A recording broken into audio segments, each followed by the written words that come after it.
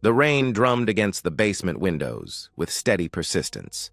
David Walker stood at the foot of the wooden stairs, surveying the cluttered storage room that had been calling his name for months. 18 years of marriage had a way of accumulating debris, boxes of Christmas decorations, outgrown clothes, and memories packed away in cardboard containers. He rolled up his sleeves and got to work. Rachel was upstairs somewhere, probably on another marathon phone call with her sister Linda. The conversations had become more frequent lately, always ending abruptly when he entered the room. Emma was at volleyball practice, and Jake was buried in his room with video games. Saturday afternoons like this used to feel peaceful.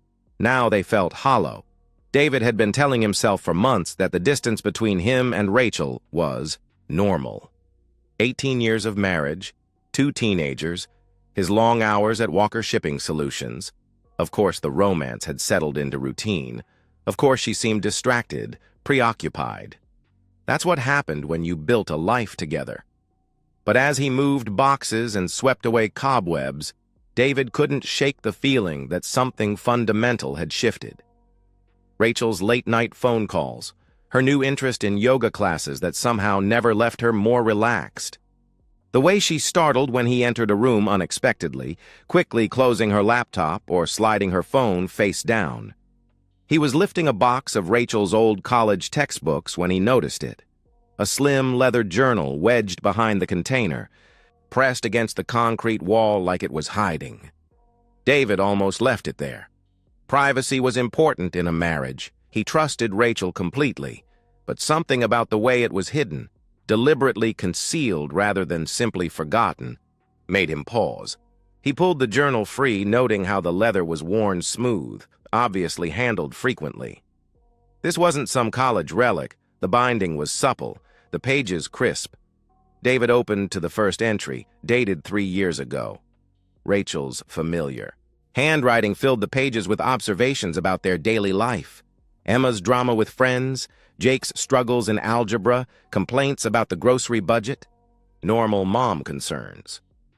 David smiled, feeling guilty for his suspicion. But as he flipped deeper, the tone shifted. Entries about meeting someone interesting at Starbucks, references to afternoon adventures during hours when David thought Rachel was running errands. His heart began to pound. March 15th. Coffee with Em again today. David's working late all week, perfect timing. Em has this way of making me feel like I'm 25 again. We talked for 3 hours, talked for 2 hours. David's hands began to shake. He forced himself to keep reading, even as his stomach clenched. The entries became more explicit, more detailed. Rachel documented lies she'd told him, alibis she'd crafted. She wrote about hotel rooms, stolen afternoons, the thrill of deception. April 3rd.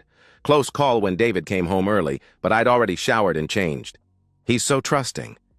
Never questions anything. Sometimes I wonder if he'd notice if I disappeared for a week. The casual cruelty hit him like a physical blow.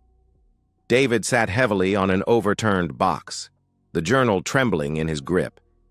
He read about Kevin, then Tony, then references to a young guy from the gym, at least 3 different men, maybe more. Each entry revealed a stranger wearing his wife's face.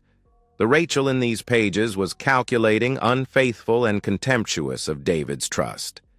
She wrote about their marriage like it was a convenient cover story about David himself, like he was a useful but oblivious prop.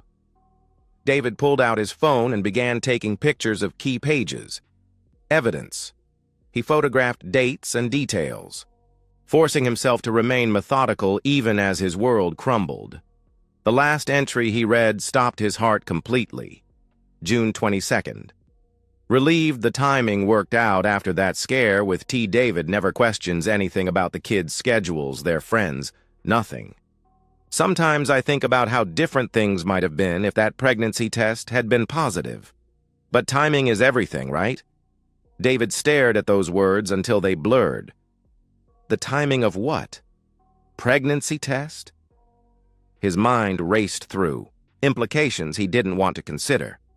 He closed the journal carefully, his hands surprisingly steady now. The basement felt different, not like the foundation of his family home, but like a tomb. Everything he'd believed about his life, his marriage, his family, was potentially built on lies. But suspicion wasn't proof. If David was going to act on what he'd discovered, he needed more than Rachel's own words. He needed facts that would hold up not just in his own mind, but in court. David stood up, slipping the journal back into its hiding place exactly as he'd found it. Upstairs, he could hear Rachel's voice, still talking to someone who may or may not have been her sister. The sound made his skin crawl. He climbed the basement stairs like a man walking toward his execution, knowing that nothing would ever be the same again. David became two people overnight. The first David went through the motions of his life. Kissing Rachel goodbye in the mornings, helping Jake with homework, cheering at Emma's volleyball games. This David smiled at the right moments, laughed at Rachel's stories, and maintained the comfortable rhythm of 18 years of marriage. The second David was a detective. He returned to the basement journal repeatedly over the next week, each reading, revealing new details he'd missed. Rachel had been methodical in her documentation, noting not just what she'd done, but how she'd covered her tracks. David cross-referenced her entries with his work calendar, family photos, and his own memories. The patterns were devastating. Rachel's affair with Kevin had coincided with David's 3-day business trip to Portland. Her meetings with Tony always happened on Wednesday afternoons when she claimed to be at book club, a book club that David now realized she'd invented entirely. The young guy from the gym encounters aligned perfectly with her Tuesday and Thursday workout schedule. But the most crushing discovery came when David began mapping Rachel's documented infidelities against a different calendar entirely. He pulled out Emma and Jake's baby books and began calculating conception dates. Emma had been born on September 12, 2008. Counting backwards put her conception around mid-December 2007. David flipped through the journal entries, his heart hammering, as he found entries from that period. Multiple encounters with Kevin in December 2007, during a week when David had been traveling for work. Jake's birth date painted an even clearer picture. Born April 3, 2010, his conception would have been around early July 2009. The journal entries from that period documented a particularly intense affair with Tony. David remembered that time distinctly because he'd been working 60-hour weeks to secure an account. The math was brutal and precise. Both of his children had been conceived during periods when Rachel was actively cheating on him. David sat in his office after everyone had gone to bed, staring at printouts of conception calculators and journal photocopies. The children he'd loved unconditionally, sacrificed for, been proud of. They might not be his biological offspring. Every little league game, every scraped knee he'd bandaged, every proud moment when they'd inherited his supposed talents, all of it might have been an elaborate delusion, but David was nothing if not thorough. Suspicion wasn't certainty, and he needed facts before he could act. He researched DNA testing companies with the same methodical approach he used for shipping: contracts, reading reviews, and comparing accuracy rates. He selected 2 different companies to ensure reliability, ordering test kits under a fake name and having them delivered to his office. Collecting samples required precision and acting skills David didn't know he possessed. Emma's hairbrush yielded several strands with intact roots. Jake's drinking glass provided saliva samples. Hair from their pillowcases offered backup material. David packaged everything according to lab instructions, sent samples to separate facilities, and waited. The hardest part wasn't the waiting, it was maintaining normal family interactions while his heart was breaking in real time. Dinner conversations became minefields. When Emma laughed at one of his jokes, David had to excuse himself to compose himself. When Jake asked for help with a science project about genetics, David nearly broke down entirely.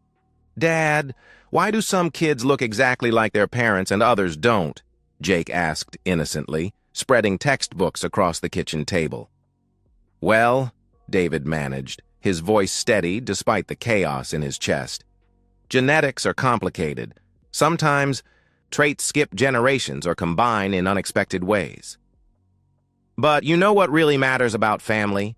He asked his son. What? Jake replied, looking up from his textbook. Love. Commitment. Being there for each other no matter what, David continued, reaching over to ruffle Jake's hair. Biology is just science. Family is about choice. Jake nodded seriously, returning to his homework while David excused himself to get air outside. Meanwhile, Rachel continued her routine with no apparent awareness of David's discovery. She still took her mysterious phone calls, still disappeared, for hours at a time with vague explanations. David began documenting these absences, noting when she left, when she returned, and what stories she told. He also started paying attention to her phone habits with new eyes. She'd always been protective of her device, but now David noticed how she angled it away from him, how she took it into the bathroom, how she slept with it under her pillow instead of on the nightstand. One evening, while Rachel was in the shower, David noticed she'd left her phone on the kitchen counter. His finger hovered over the home button for a full minute before his conscience won out. He wasn't ready to become someone who violated privacy without absolute certainty. The journal was evidence he'd stumbled upon. Actively hacking her phone would make him the aggressor. But David did start paying attention to the name that appeared most frequently on her screen. Linda called and texted constantly. Except David had spoken with Rachel's actual sister Linda the previous week during a family call, and Linda had mentioned how she and Rachel barely talked anymore due to their busy schedules. The DNA test results were scheduled to arrive in 3 weeks. 3 weeks to maintain his performance as the oblivious husband. 3 weeks to prepare for whatever truth was coming. 3 weeks to figure out how to protect his relationship with Emma and Jake, regardless of what the science revealed. Because that was the terrible irony David was discovering. Biology might determine paternity, but it couldn't erase 16 and 14 years of fatherhood. These children were his in every way that mattered, and he'd be damned if Rachel's betrayal would cost him the most important relationships in his life. He just had to make sure that when the truth came out, Rachel would be the villain of the story, not him. The DNA results arrived on a Tuesday morning in 2 separate manila envelopes, delivered to David's office while Rachel was supposedly at her yoga class. David had prepared for this moment for 3 weeks, but his hands still trembled as he opened the first envelope. Emma, 0% probability of paternal relationship. The second envelope confirmed what David already knew in his heart. Jake, 0% probability of paternal relationship. David allowed himself exactly 1 hour to grieve. He locked his office door, put his head in his hands, and let 18 years of lies wash over him. The children he'd taught to ride bikes, whose scraped knees he'd bandaged, whose report cards he'd celebrated, none of them carried his DNA. Every proud moment when someone commented on how Jake had his determination or how Emma had inherited. His work ethic had been based on fundamental deception. But after that hour, David Walker, regional manager and strategic problem solver, took control. He called his attorney first. Mitchell Brennan had handled the incorporation of David's shipping business and came highly recommended for family law. Over coffee at a neutral location, Mitchell explained David's options. Since your name is on both birth certificates and you've been the primary provider for their entire lives, you're the legal father regardless of biology, Mitchell said, spreading documents across the cafe table. But custody battles can get complicated when infidelity is involved. We need to prove not just that Rachel cheated, but that she's unfit as a parent. What constitutes unfitness? David asked. Ongoing deception, emotional manipulation, putting the children at risk through her behavior. Do you have evidence of her current activities? Mitchell replied. David slid copies of the journal, entries across the table. Mitchell read them with the detached interest of a professional, occasionally making notes on a yellow legal pad. This is good, Mitchell said finally. Documented pattern of deception, multiple affairs, cavalier attitude toward the marriage, and children. But these entries are from several years ago. We need current evidence. David had anticipated this. For the past month, he'd been documenting Rachel's lies. Her claim to be at book club when no such club existed. Her yoga classes at times when the studio was closed. Her elaborate stories about helping friends when those friends were out of town. I need to catch her in something current and undeniable, David said. Carefully, Mitchell warned. Nothing illegal, nothing that could be construed as harassment. Just document inconsistencies and let her own lies build the case. The second part of David's strategy involved protecting his assets. His accountant, Janet, helped him understand their financial picture without triggering Rachel's suspicion. Their joint accounts, the house, his business equity, everything was currently vulnerable to division. Start moving money gradually, Janet advised. Not hiding it, just consolidating it in accounts where you have better oversight. Document all your contributions to the children's education, healthcare activities. Build a paper trail showing you've been the primary financial provider. The most crucial element of David's plan involved the children themselves.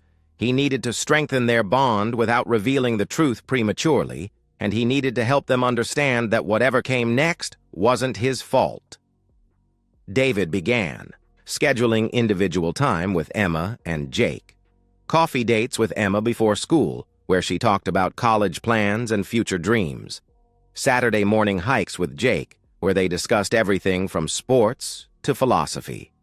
During these conversations, David carefully guided discussions toward values, honesty, loyalty, the importance of trust in families.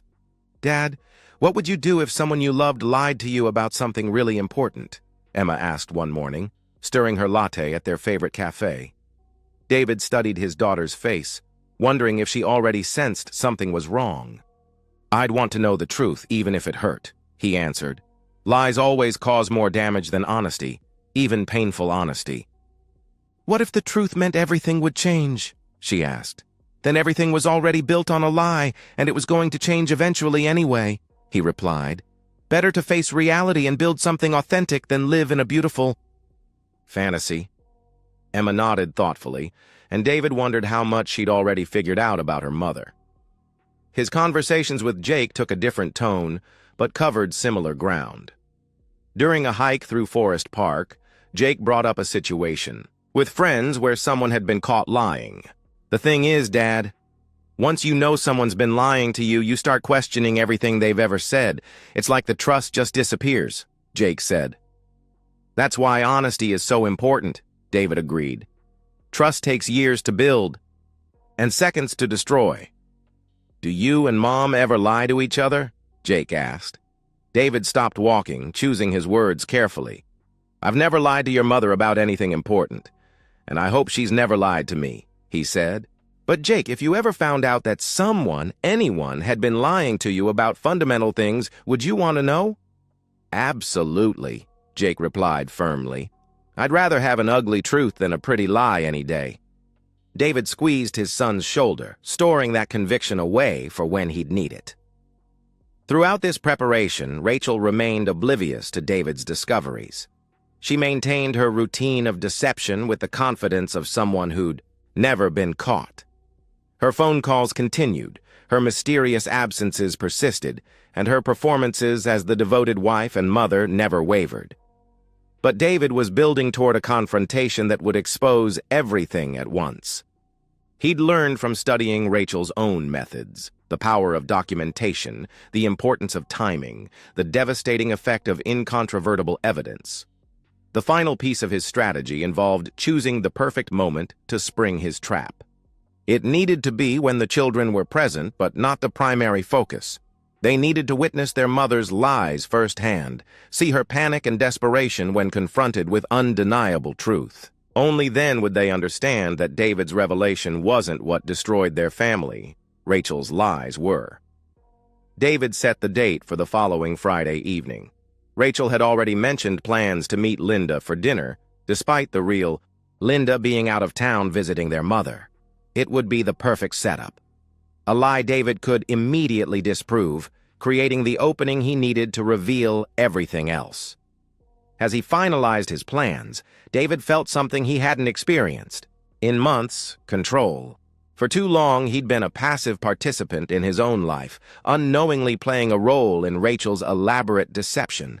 But now he held all the cards, all the evidence, all the power.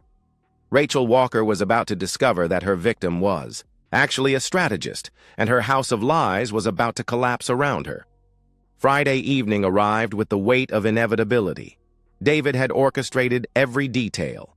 Emma and Jake were home from school, positioned in the living room with homework spread across the coffee table, close enough to overhear but not obviously eavesdropping. David had prepared the kitchen table like a war room, copies of journal entries in manila folders, DNA test results in sealed envelopes, and a small digital recorder he'd purchased that morning. Rachel arrived home an hour later, then promised, her cheeks flushed and her hair slightly disheveled despite the cool evening. She breezed through the front door with the practiced confidence of someone whose lies had never been challenged. "Sorry I'm late," she called out, hanging her purse on the hook by the door. "Linda's going through a rough time with her divorce, and you know how she gets. We lost track of time at dinner." David watched from the kitchen doorway as Rachel smoothed her hair and checked her reflection in the hallway mirror. Such a small gesture, but it spoke to her vanity, her need to maintain appearances even in the safety of her own home. "Rachel," David said, his voice carrying none of the warmth she was used to. "I need you to join me at the table." Something in his tone made her pause. She turned toward him, her expression shifting from casual dismissal to cautious attention. "Is everything okay?" she asked. "Come sit down," he answered. Rachel approached the kitchen slowly, her eyes taking in the folders and documents arranged on the table. David had positioned himself strategically, his back to the living room so the children could see Rachel's face, but not his own. "What's all this?" Rachel asked, settling into her chair with forced casualness. David reached across the table and placed the leather journal directly in front of her. Rachel's face went completely white. Her mouth opened and closed soundlessly. "Is there anything you want to tell me?" David asked quietly. "I don't... What is that?" Rachel's voice was barely a whisper. "You tell me," he replied. "I found it in the basement storage room, hidden behind your college textbooks." Rachel stared at the journal like it was venomous. Her hands trembled as she reached toward it, then pulled back. "David, I can explain," she began. "I'm listening," he said. From the living room came the sound of homework being abandoned as Emma and Jake became aware something serious was happening. It's complicated," Rachel began, her voice gaining strength as she slipped into survival mode. "That journal, it's not real. I mean, it's real, but the things in it are fiction. I was working through some fantasies, some thoughts about what life might be like if things were different." David nodded as if considering this explanation. Then he opened the first manila folder and began reading directly from photocopied pages. March 15th. "Coffee with M again today. David's working late all week. Perfect timing." David's voice remained steady and conversational. "That was during my Portland trip, wasn't it? You told me you spent that evening reorganizing Emma's closet." Rachel's breathing became rapid and shallow. "Those are just stories, David. Creative writing exercises," she insisted. April 3rd. Close call when David came home early, but I'd already showered and changed. "He's so trusting, never questions anything," David continued, flipping to another page. "That was the day you claimed to have food poisoning, remember?" "You're taking this out of context," she protested. David opened the second folder and produced the DNA test results. The papers hit the table with the finality of a judge's gavel. Rachel's composure shattered completely. She lunged for the documents, but David held them out of reach. "Test errors," she gasped. "Those tests are wrong all the time." "Two different labs, Rachel. Two separate tests. Emma and Jake share none of my DNA," he stated firmly. The words hung in the kitchen air like a death sentence. From the living room came the sound of chairs scraping against hardwood floors. Emma appeared in the kitchen doorway first, her face stricken with confusion and growing horror. "What DNA tests?" Emma demanded. "Dad, what are you talking about?" Jake crowded behind his sister, his frame tense with alertness. Rachel tried to recover, switching tactics to damage control. "Kids, your father is upset about some old journal entries that don't mean anything. He's blowing everything out of proportion," she explained desperately. "Is it true?" Emma's voice cut through her mother's explanation like a blade. "Have you been cheating on Dad?" "Emma, sweetheart, it's complicated. Adults sometimes," Rachel began. "Just answer the question," Jake shouted, his voice cracking with emotion. "Have you been lying to us?" Rachel looked around the kitchen like a trapped animal. David remained silent, letting her dig her own grave. "Those journal entries are old," Rachel finally said. "Whatever happened in the past doesn't change how much I love this family." "What? About the DNA tests?" Emma pressed. "Are you saying Dad isn't our biological father?" Rachel's silence was answer enough. Emma's face crumpled and Jake let out profanity that would have earned punishment under normal circumstances. "You destroyed our family," Emma said, her voice thick with tears and disgust. "You lied to everyone about everything." Jake was beyond words, his face red with rage as he stared at his mother. When Rachel tried to approach him, he physically recoiled from her touch. "Don't," he said, his voice deadly quiet.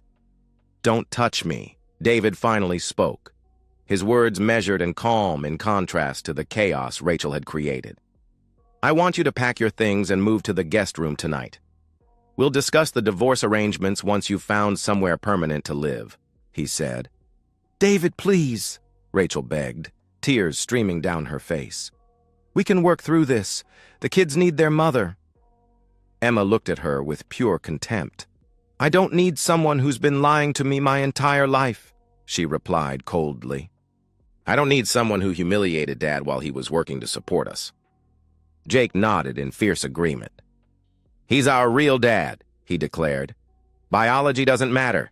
He's the one who raised us."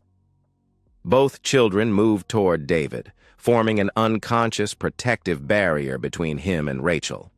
Rachel tried once more, to salvage something from the wreckage. "I made mistakes, but I never stopped loving you kids. I'm still your mother," she pleaded. "You're the woman who gave birth to us," Emma corrected. "But Dad is our real parent." As Rachel retreated upstairs to pack, Emma and Jake flanked David at the kitchen table, both reaching for him in the same moment. Their hug was fierce, desperate, and healing. "We choose you," Emma whispered. "Biology doesn't matter. You're our real dad." Jake nodded against David's shoulder. "She's the one who broke everything, not you," he said firmly. 6 months later, David Walker stood in his kitchen making Saturday morning pancakes, a ritual that had taken on new significance since becoming a single father. Emma set the table while Jake squeezed fresh orange juice, their movements synchronized, by months of practice. The divorce had been swift and brutal. Rachel's documented infidelity, combined with Emma and Jake's sworn testimony about her deception and their preference to live with David, left her with minimal assets and no custody. Rights, the house, remained theirs, along with most of the savings David had accumulated over 18 years of hard work. Rachel's new reality had become something of a local scandal. After losing the house and her family, she'd been forced to move back. In with her elderly parents, a humiliating regression from suburban wife and mother to middle-aged dependent daughter. Her attempts to contact the children had become increasingly desperate and inappropriate, leading to a no-contact order that Emma and Jake had requested themselves. The professional changes in David's life had been equally dramatic. His renewed focus and energy had led to a promotion to regional manager. His colleagues, who'd learned about the situation, had been uniformly supportive. David's relationship with Emma and Jake had evolved into something deeper than traditional father-child dynamics. They'd become a team, united by shared trauma and mutual respect.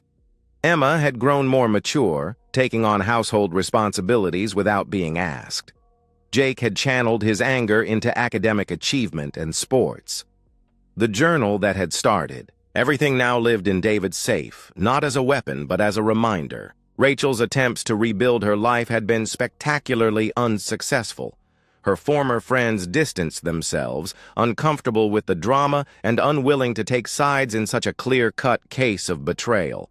Rachel blamed David for turning the children against her and destroying the family with his vindictive behavior. This deflection would have infuriated him months ago, but now it simply confirmed what he'd always suspected. Rachel was fundamentally incapable of accepting responsibility for her actions. On quiet mornings like this Saturday, David sometimes reflected on the strange gift Rachel's betrayal had given him. Without her lies forcing the truth into the open, he might have spent years unconsciously supporting her deception. Most importantly, he might never have discovered that his love for his children transcended biology in ways that made their bond stronger, not weaker. Emma pulled him from his thoughts by stealing a piece of bacon from the serving plate. "Dad, Sarah's mom wants to know if you'd like to come to their dinner party next weekend," she said casually. David raised an eyebrow. Sarah's mom was recently divorced herself and had been finding excuses to chat with David at school events. "Are you trying to set me up?" he asked with mock suspicion. "Maybe," Emma admitted with a grin. "You deserve to be happy." Jake nodded sagely. "Plus, she makes really good cookies," he added. David laughed, feeling lighter than he had in years. His children wanted him to find happiness. They felt secure enough in their relationship with him to encourage new connections. Rachel's betrayal, which had once threatened to destroy everything he valued, had actually strengthened the bonds that truly mattered. The truth had set them all free, from lies, from false obligations, from the exhausting pretense of a marriage built on deception. Rachel Walker had lost everything that mattered because she'd never understood its value in the first place. David Walker had gained something precious, the absolute certainty that real family bonds transcend biology, that love earned through presence and commitment is unbreakable, and that sometimes the most powerful revenge is simply allowing someone to face the full consequences of their own choices. He flipped another pancake and smiled at his children, his real children, the ones who'd chosen him as much as he'd chosen them. And so, we've reached the end of today's story. Was it what you expected, or did it take a twist you didn't see coming? I'm curious to hear your thoughts. Share them in the comments below, and let's get a conversation going. If this story kept you hooked, make sure to hit that like button. And if you're new here or just haven't subscribed yet, now's the perfect time to join our community. I bring you fresh, captivating stories every day, so click that subscribe button and turn on notifications so you never miss out. Thanks for watching, and I'll see you in the next one.